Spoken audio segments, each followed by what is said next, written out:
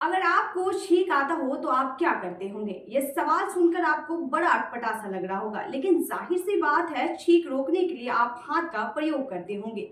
लेकिन ये बेहद कॉमन सी बात है। यदि हम आपसे कहें कि इसका परिणाम बिल्कुल भी कॉमन नहीं है तो आपको ये सुनकर आश्चर्य हो जाएंगे।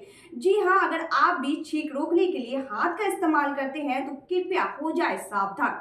इसका परिणाम हो सकता है खतरनाक। अगर आप छींक को एक पल भी रोक सकते हैं तो उसका सारा दबाव दूसरे अंग की तरफ मुड़ जाता है।